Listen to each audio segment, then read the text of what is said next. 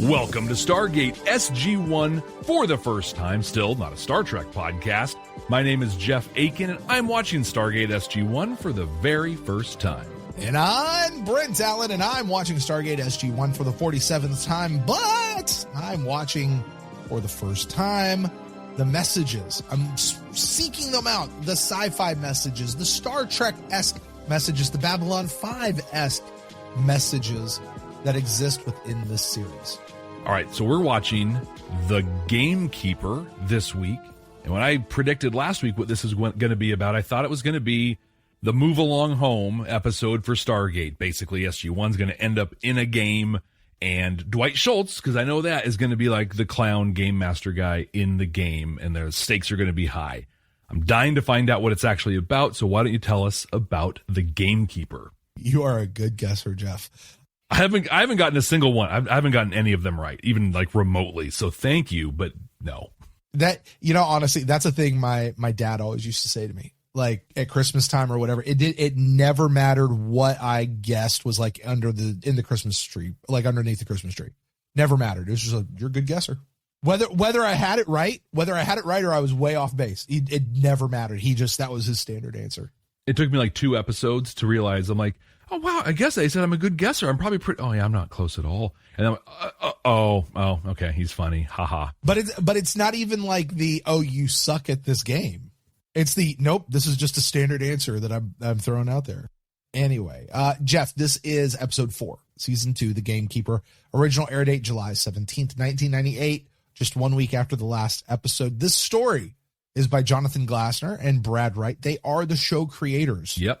So when you get an episode that is brought to you by the show creators, you expect it to come with a little bit of gravitas to it. Probably going to be a big deal. I'll say no more at this point. This episode is directed by Martin Wood, so keep an eye out for that cameo that you still have no idea what he looks like. He's not the doctor that got choked. I know that. So no. I did not see him in that episode because his last episode was in the line of duty. I did not see him, but frankly, I forgot to look for him. There are places where he starts becoming incredibly obvious. Have I told you about one of the reasons why he's so obvious? Mm-mm. Okay, we'll get there. I'm not going to spoil it right now, but we'll get there because it's hilarious. It becomes like a huge inside joke within the show. Anyway, Jeff, I mentioned to you last week, I went ahead and spoiled it for you, and I don't care because I think it's just amazing. The big Star Trek guest crossover is Dwight Schultz. This puts us up to, I think, 3 at this point. Yeah, we had Armin Shimmerman. Yeah, we got Jellicoe, and now we got Dwight Schultz. Ronnie Cox, and then Dwight Schultz. Then we've had a couple that have done like guest star or support little things, little spots here and there. Yeah. But these are, Captain Jellicoe. Think about it, Captain Jellicoe was in 1 episode. Well, 2, I guess, because he came up in Lower Decks, right? Well, he was in both episodes of Chain of Command.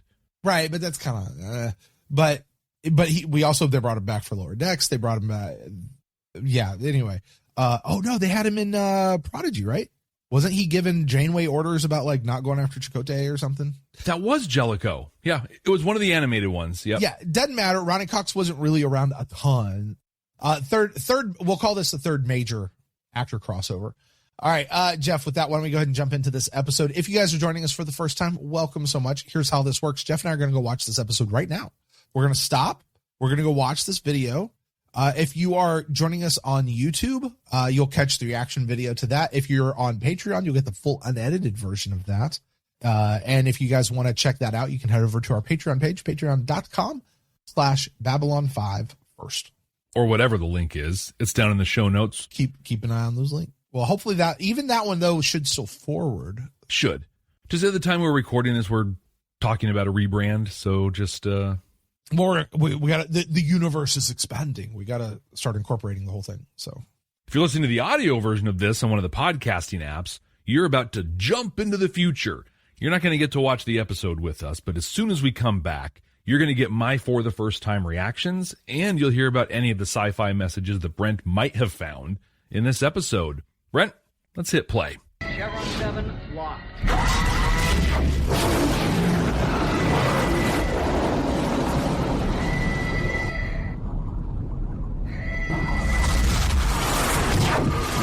P7J989 sure seems like a nice and beautiful world. almost a perfectly curated garden, flowers and all kinds of cool stuff that really gel with Daniel's allergies. Then they find these creepy-looking pods with people plugged into them. They're alive, but they're in some kind of stasis, which is exactly how SG-1 ends up when the pods tentacle them and pull them inside. O'Neill and Tilk end up in a memory of Jack's from back in 82. Kowalski shows up and Jack's whole squad from back then. He remembers the mission, and he decides to reenact it, hoping that he can save his buddy John, who died in this mission. Doesn't work, though, and John dies again. The team falls back, and then he and Tilk are back at the beginning. Seems like they're stuck in some kind of a time loop. Sam and Daniel end up in a much nicer and happier place. A museum.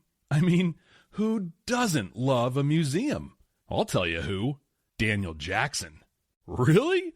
You'd think Daniel would be all about a day at the museum. Well, not this one. This is the museum and the day his parents died when they were crushed by an exhibit.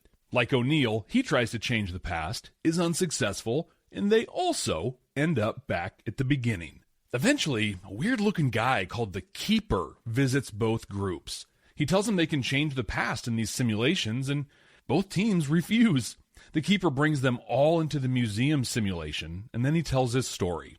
Some 1,000 years ago, the people in the pods experienced a massive, extinction-level disaster. So they entered these pods, and now they're basically living in kind of a matrix. And they're watching these memories for entertainment while the planet heals itself. The Keeper says he thinks it's still a wreck, but Jack pushes back hard. Because remember, this is an idyllic world, an almost perfectly curated garden. So to shut him up, the Keeper lets him go back to Earth. Or does he? Nope, that was a simulation too. Kowalski shows up to convince them to stay in the simulation. And then the stasis people show up. They start asking more questions about the planet. Tilk tells them that it is quite agreeable. And they very, very much to the Keeper's chagrin, emerge from the stasis while he complains about them picking flowers and, quote, ruining everything.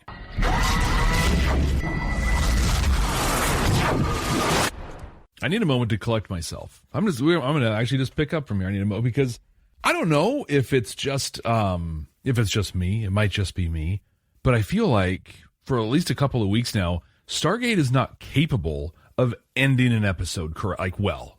What a cool idea. I'm enjoying this show, right? I have this note on here that just says, what an incredible exploration of trauma. This is like being in a ketamine or an MDMA therapy thing. Like this is a great exploration of a thing. Nope. We're going to take a guy who is an amazing actor at playing crazy. And I know crazy is not a word a lot of people like to hear, but that's what he plays. Yeah, give me one that describes Dwight Schultz better than that. So he plays crazy better than anybody, and they give him this, right? And I said during the episode, I'll say here, I loved his look. Really, really played to Dwight Schultz's just his physicality and everything really well. Mm-hmm. Voice was ridiculous. It's a different kind of crazy, not one well suited for him. And then later on, my final note, wow, he went from kind of ridiculous to very annoying immediately. We had no explanation. So they blew up their planet 1,022 years ago. They poisoned it and everything died. My assumption was that these are the same people and they've been living in the Matrix for a while with him kind of keeping him alive. I thought he might have been like the program that was put in to maintain everything. Yeah. But nope, he's actually alive up on the surface, which, is he 1,000 years? I don't know, because they didn't tell us. I don't know why he kept them there, other than he didn't want them to destroy things. So why didn't he just let them die? Oh, maybe because they were his friends and he wanted to hold on. But I don't know that. There's this weird chorus of people in black shrouds that are watching and they're bored because they've been watching the same movies for 1,000 years. And then it's just over. I'm disappointed, man.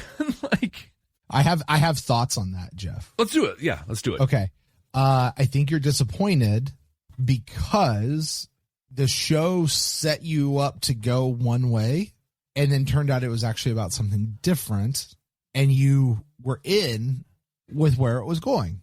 And it turned out that it was this other thing. And maybe it was even lesser than what, like, because you said you thought this was a cool exploration of trauma, when actually this episode was about whatever I'm going to talk about, my Chevron seal. I'm curious if that's it. And I just bring that up because I know I have gotten some flack. Jeff, you have gotten some flack. Matt got some flack back on Beam Me Up when he was doing his first watch of Star Trek stuff. When you don't know what's coming or where things are going, it is natural to sit there and go, okay, wait, what is this show trying to do? What's it trying to tell me? Where are we going with it? What's happening? I'm in. Oh, this is not at all what it is. But when you have time to sit back and think about it, ingest it, come back to it, you go, actually, that's actually a really cool idea. And I can appreciate that. And now, you don't like what it's saying? Because it's actually really cool. Don't you understand world building? You're doing this wrong. Yeah, like, oh my gosh, get you. And like, I'm sitting over here going, Jeff, are you not getting it? Do you not understand? Like, I don't. No, you don't, because it's your first time. Exactly. You haven't had a chance to go back and revisit it yet. But you're totally right. I thought it was going a direction, and literally in the last 4 minutes of the episode, boop, it goes a different direction. And I'm okay with that. I'm okay with a subverted expectation. What I'm not okay with, I'm just going to dig deeper, is when that subverted expectation is for something lesser and much more lame than the thing I thought it was. Like, it went from, I can agree with that, Jeff. It's like, this is, even if I get out of the trauma thing and I just say, this is a guy who is trying to keep the people alive that are important to him. That's a cool thing to look at. He needs to keep, or maybe he has them in there. He needs their psychic energy or whatever to keep his body alive because he's still actually on the planet. Oh, that's a cool, you can move it that way. But when they just go to, I don't want you to pick the flowers. Oh my God. Really? That, well, cause he's worked so hard to rebuild this planet. I don't know that. And they're going to F it up again. What I know is he was in this simulation and the planet regenerated, just like Sam said. Hey, good news, your planet regenerated, which is a thing I understand planets do. All I know is this whole time for 1,000 years, he's been trying to keep these people alive and somehow entertain them. He's basically the architect from The Matrix Reloaded. Yeah. Almost as annoying to listen to. And you got to have entertainment to keep these people going so they can give you what you need. It's like Agent Smith said in the first Matrix. He's like, we made a utopia for you. We made the perfect simulation and it didn't work. You died because you need conflict. You need these things. So, dude, Keeper realized, no, you need entertainment. You need distraction. I'm going to provide that for you to keep you going for what? I don't know. Mm-hmm. What I heard you say without saying is this is an episode that's important to the fandom, and I just crapped all over it. But to reiterate what you just said, there will be a time that this pays off in some way, and I'm like, oh my God, that episode was amazing. I can't believe I didn't see this. But right now, in episode 4 of the second season, I just want to say, Jeff, I said neither of those things. I'm just saying that's what I heard you say. Yes. So let me say it a little louder. I did not say either of those things. That's correct. In fact, I can tell you, in all my conversations with people about Stargate, I don't think a single time I've ever discussed this episode. Okay. And this show is fairly self-referential, so there will be times when they reference the events of this episode, but not to the point that, like, you would call it a sequel to this episode. Okay. But I, sitting here watching this now for the messages and actually digging it out, I'm going, oh, that's kind of neat. Oh, yeah. I can definitely see, and I'm eager to hear your thoughts on that, because I could see that in this episode. Like, there's definitely some, and I first saw it on there's an exploration of trauma and what is my fault and what isn't my fault and things like that. There's a lot of really great, almost philosophical stuff to dive into for the first 70% of this episode. And then it goes into just more like sci-fi plot stuff, like the whole ruse where they're like, okay, I'm going to let you go. And, and they're doing this stuff. But, I mean, it was obvious right away they were still in the simulation. But that was fun. I liked how they did that. I made the note here that Hammond as the Keeper is great. Like, he's yelling and he's just getting all puffed up. And that had to be so fun, right? Well, he has this slow transition to acting the way Dwight Schultz acts. Like, so as Don S. Davis, the actor, that had to have been a fun, I don't want to say acting challenge, but an acting assignment, to get outside of your normal character. Stay with us. We'll be right back. Before we gate into the rest of this episode, did you know you're missing most of the content from this podcast?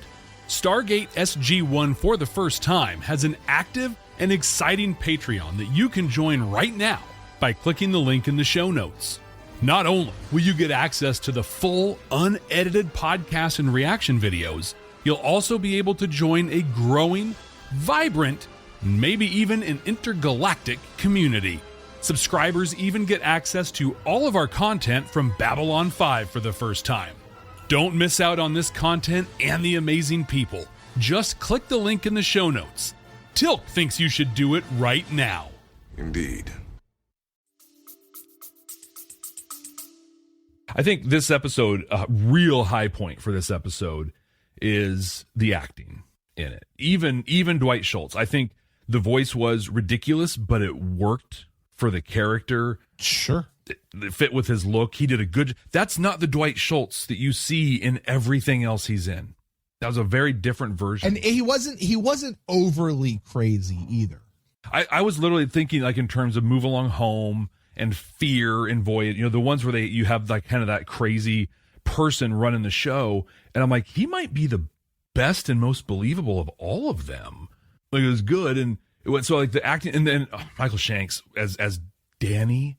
Like, I said it during the episode, but the way Shanks changed his face and the way his shoulders kind of hung and his voice, like, he became young Danny. I would venture a guess, Jeff, if we were to go back to episode 1 and we were to say, okay, rank these 4 actors, the main actors, on acting ability. You'd probably go Richard Dean Anderson. You'd probably shuffle Amanda Tapping and Chris Judge. And then you'd put Michael Shanks because he's the new guy. He's young. He doesn't have as much as experience, and he just kind of feels like he's just a guy. And then you're like, no, dude can actually act. So this wasn't a terrible episode. It's had a lot of really high points. I think even with the disappointing part at the end, the construction of the episode was done really, really well. Mechanically, it was good. It was entertaining, all this stuff. It's just that, again, this is the second week in a row where an episode ended and the bottom just fell out for me. It fell out hard in this one because I think this had so much potential. I want to hear what you think on Chevron. So what were the sci-fi messages you got? Well, for the record of whatever it is, I would never classify this as a favorite episode of mine.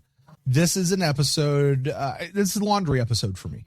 It comes on, I'm folding laundry. It's a great episode to watch laundry, get up and go to the bathroom. I don't have to pause it. If I'm channel surfing, I come across this episode. I may go see what's on other channels just to check it out. But if I don't find anything else I'd rather watch, I'm happy to come back and watch this episode. But it's not like, we're watching this episode. That's my own personal thing. I do want to call this out, Jeff, something we learned in this episode that you didn't mention. We now established Sam has some lingering effects of the Jolinar situation. In fact, just on that really quick, I made a note early on that, okay, so we're in O'Neill's memory, we're in Daniel's memory. Why aren't we in Tilk or Sam's? And then they answered the question, because the Gould. Which goes to one of the things I really do love about Stargate is that while nearly every episode is very self-contained, the episode is very self-referential. And what happens this week actually impacts what happens going forward. It may not impact next week. The Jolinar thing in episode 2 had zero impact on the Prisoners episode in episode 3. And a little impact here in episode 4. Very little impact here in episode 4, but it's there. Like, it happened. And we'll see where that goes from here on out. So I did just want to point that out. I had no crying out louds, no indeeds, no Daniel death scenes, and no Martin Wood cameo. He's not doing the cameos yet. Okay. I did happen to look it up just because I was curious, and he just hasn't started doing the cameos yet. So. Oh, so he wasn't in last week's either, or the week before. Yeah, he just hasn't started doing them yet. All right, chevrons. Jeff, I just want to say we go through this exercise. We give it a ranking. We give it a certain number, assign certain numbers of chevrons and stuff. That's a fairly arbitrary number, and it is very much a moving target. It is not an objective, like, here are these criterias, and so here's how much it gets. Like, it's not that. As evidenced by the fact I changed a prior week's episode chevrons last week. To justify last week's chevrons. So I'm not changing anybody else's chevrons, but I am looking at this one. And you know what, Jeff? This episode did not have a very, what we would typically call the Star Trek message. Sci-fi message for sure. It doesn't have the Star Trek message, but you know what message it did have? Had the Babylon 5 message. In a big, big way. In a very Babylon 5 way. The core of Babylon 5, which, Jeff, you and I just saw this 6 weeks ago now. It's been that quick, right? Like, it turns around, oh, here it is. We refuse to play the game. We're just going to refuse to play it. This literally, a spoiler alert for anyone who hasn't seen Babylon 5. Skip ahead if you're not there yet. Yeah. Just go forward. In fact, skip ahead to the end of this episode, because this is what I'm talking about for the rest of this episode. Here is your warning. I am talking about major spoilers for Babylon 5. You guys ready? Okay, here we go. This is the entire thing of the Shadow War. This was the conclusion of the Shadow War. Sheridan's sitting there going, we're not going to play a part in your game anymore. We're not going to choose anymore. We're not going to go against each other. If me and them person are going to fight, then we're going to have a fight, but that's because we are having a fight, not because you tell us to have a fight. We're not going to be manipulated by you anymore. And I even said back when we covered that episode, Jeff, like, what if we did that today?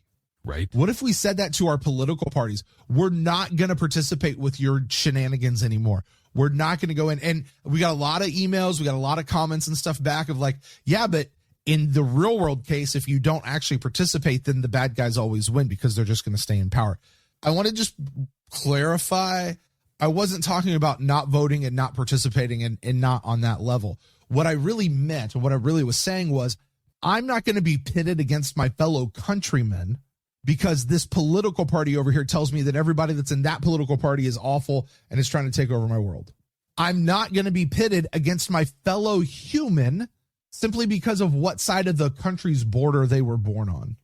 I'm not going to be pitted against my fellow human simply because of what they believe or don't believe. I'm not going to be pitted against my fellow human simply because of the color of their skin, of their gender, of whom they choose to love, because somebody tells me that I should. I'm not going to be pitted against. I'm not going to participate in that anymore.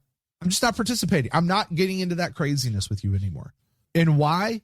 Because as we see here, it is to the advantage of those who are in control to keep people under their control. It was to the Gamekeeper's advantage to keep everyone under control. Now, Jack gave him a little bit of a not altruistic idea. He's like, if they learn the truth, then you lose control. In order to keep them under control, you have to hide the truth from them. In this case, you can't tell them that the world is fixed out there because they now have to stay in this little world. It's a real bounce back from last week of you can control people with fear or with hope. And Keeper had been controlling with fear. Jack came in with hope. He said this. Jack says at this point, this guy wants to stop you from hearing the truth. And he said, I want to stop you from poisoning their mind. That is a mirror to society. That is the refrain that people, no, listen, you want to stop people from learning what's actually going on. No. We just want to stop you from poisoning their mind. We want to stop you from poisoning the young children's minds with whatever's written in this book over here. So we're going to ban these books. We're going to cancel all of these things over here because we're scared that they're not going to say it, but we're scared you're going to hear the truth. No, we're not scared. We just don't want to poison young people's minds. Got to protect them. Yeah, we got to protect them. That being said, when you actually got down to the Gamekeeper and he just kind of started talking normally there at the end, turns out, you know what the really neat thing is? And I think this is true for all these people I've just been railing against. I think this is true for most of them. Maybe even just a lot of them. Maybe I'll roll it back to just a lot. Their intentions are actually good intentions. Like, I do want to protect the children and I don't want them to go off.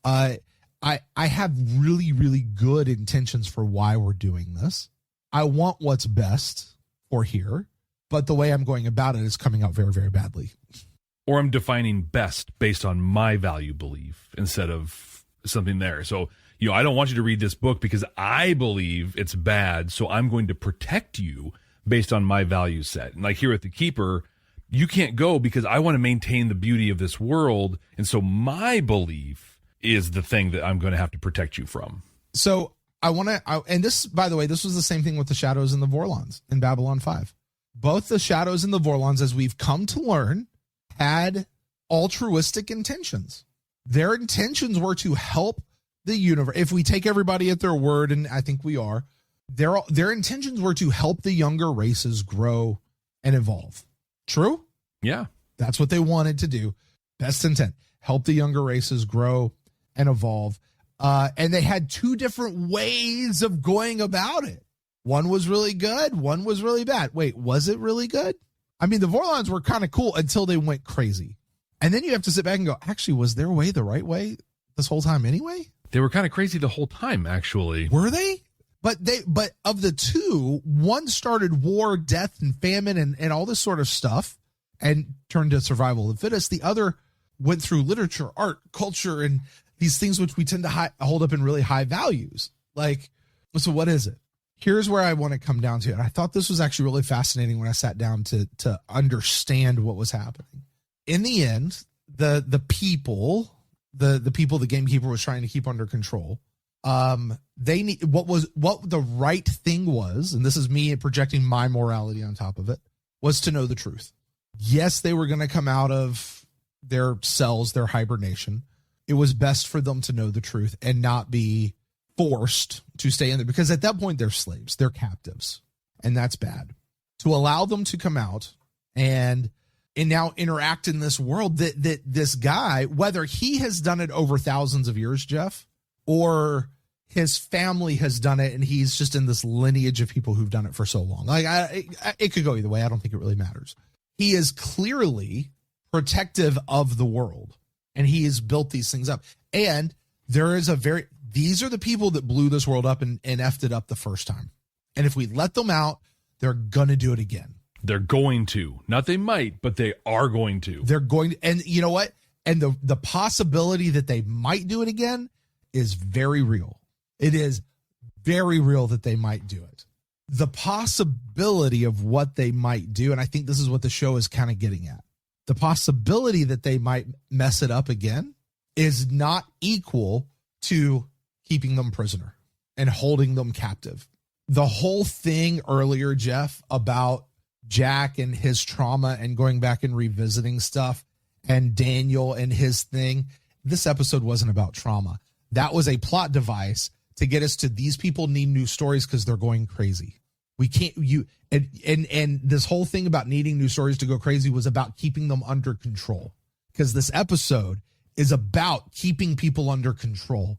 And what happens when you reveal the truth to people? That's what this episode's really about. It's not about that other stuff. So when I go back and I watch this episode and I see all those things, by the way, Daniel and his parents, those scenes get me every time. That's horrible. They get me every time. And they're some of my favorite scenes in the entire series. Like when I think back on the series, Daniel and his parents always comes up in my head. I almost never remember Jack and his military buddies, but Daniel and his friends come up in my head. I don't even necessarily remember what episode it's from. So now I might.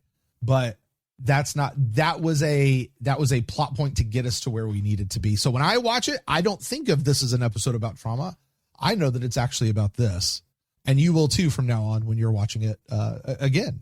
It makes me think of the end in a little bit of a different light now. So I was so mad, right? Just like he turned into this little piddly, oh, don't touch the flowers, don't. But he's controlled them forever.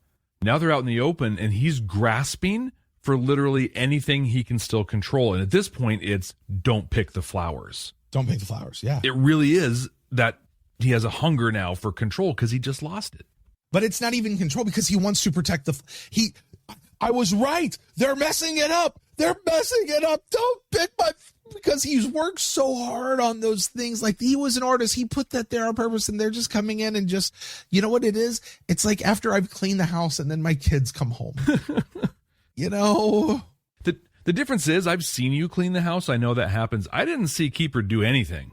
We assume that he did. That's fair. You assume that he did that. I respect this episode. It's still a laundry episode to me, but I have this is one of those episodes, watching it for this purpose gives me a much higher respect for this episode now. And I think it's actually a much more beautiful episode. It's a much more meaningful episode. And my gosh, does this send me right back to that Into the Fire, and those, I could just hear Bruce Boxleitner in my head.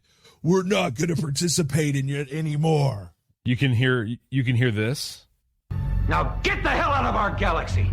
Yes, I can. Yes, exactly. Exactly. So, Jeff, to me, again, this is that arbitrary number. This is, so we rate this on 0 to 5 chevrons. 2.5 is right in the middle. This is over halfway, but I don't think it's like slamming all over the place. I'm going to go with 3.5 chevrons, I'm going to say. Okay. I do fractional chevrons these days. I'm going to go 3.5 chevrons. 3-ish. Yeah. My ratings are, by the way, Jeff, can I just say something real quick? I know I have talked a lot about people who listen to our show and our comments and how they interact back with us when we don't understand for the first time. All right. I want you guys to understand, please look at me here, Patreon and YouTube, and listen to the dulcet tones of my voice. Those of you on the audio podcast, I am 99% joking around and messing around with folks. Jeff, you know me pretty well now. Yeah. I don't mean any harm by what I'm saying. I know sometimes people are like, well, you shouldn't be making fun of me. Here's the truth. Because you guys have those sorts of reactions. Like, you understand, Jeff and I, we watch the episode, we record the episode, you guys hear that. When you guys begin to respond, that allows Jeff and I then to come back and go, actually, we didn't think about that. Oh, we missed that. Oh, I guess it actually is. I guess maybe it really wasn't that bad that Arthur wasn't the real guy that came through. Although I still think that episode was awful. But not to bring up that episode. The episode which shall not be named. But as an example, maybe him coming back really wasn't the best idea. Although I think it might have been still kind of cool. But whatever, like, I just want to say, please don't take offense. I'm mostly messing around. I also imagine, though, that, and we've talked about this a little bit, even on the show, but you probably have a new level of empathy and understanding for them because now you're experiencing that with me. Like, just now, you're like, dude, how can you not understand this thing? And it's like, well, because I just watched it. But I can't understand it because I'm in your shoes with Babylon 5 right now. Like, I experienced it. You know where I really experienced it was with Matt when I was doing Beam Me Up. I was like, Matt, how do you not know that Duet's like one of the best episodes ever, man? Like, what are you saying? And then, like, you and I get into Babylon 5, and I'm like, yeah, I don't get it. It's whatever, but maybe I'll enjoy it on a second up. And now I'm on this side of it going, oh, I get exactly where you are. So I'm not gonna mess with you too much, but you're wrong. And this is actually a pretty deep episode and has nothing to do with that thing you were just mad about. So I think it's a good rating. I have the duty, though, to rank this thing. Yeah. Can I just point out? You said the word duty. Go ahead. I do that sometimes. You said doo-doo. I love you for that, Jeff. We're still 13. Oh man. Okay, so ranking this thing, I'm just gonna tell you that my thought process on this was my number 4 episode for this. I was so upset at what happened. Then, as I was talking through it a little bit, and I had to remind myself, it was like the last 4 minutes of the episode that really upset me. With Prisoners, it was basically the entire last act that upset me, where it's just like, what, how is this even happening? So then I was like, okay, maybe it'll be the number 3. Maybe.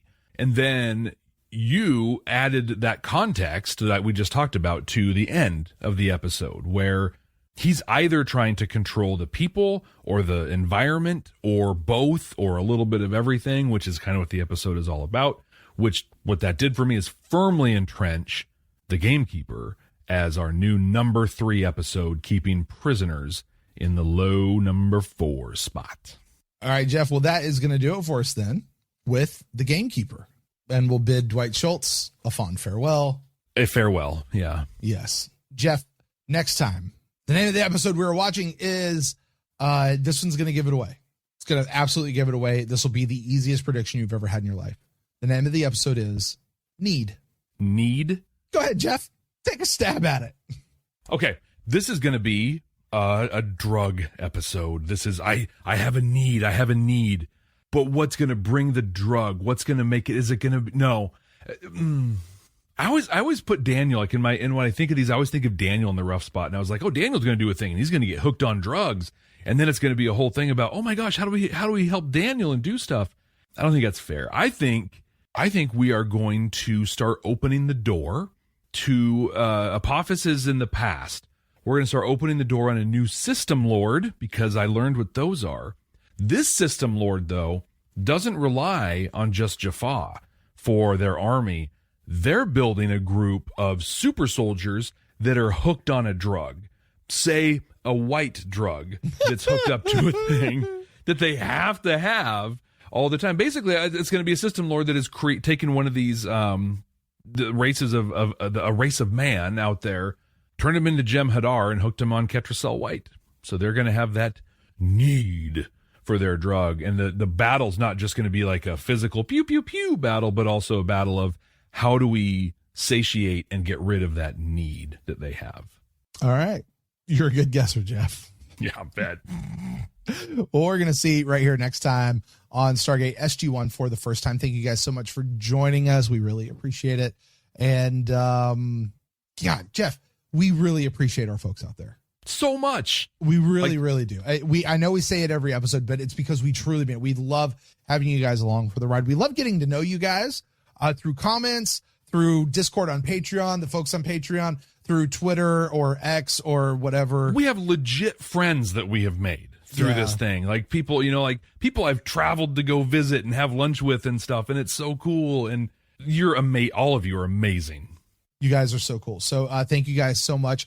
While you're here, please, if we don't know you, introduce yourself, contact us, drop a comment down below, shoot us an email, hit us up on social medias, or one thing you can do, leave us a rating and review wherever you get your podcast. If you're over on YouTube, please make sure you like the video, subscribe, share the channel with your friends. And the biggest thing you can do, as I say, is share this podcast with a friend who loves Stargate SG-1, or maybe somebody who, like my friend Jeff over there, needs to get into the gate for the first time. So with that, guys, thank you so much. We'll be back for Need next week. And hey, until Brent. then. Hey. Oh, so close. So close. You know me, yeah? I think so, yeah. And you know that the only thing I would ever want is the best for you, right? Yeah. So I got to ask, and I mean, this isn't me being a smart ass or anything, but I mean, seriously, man, what are you? Cracked? For crying out loud.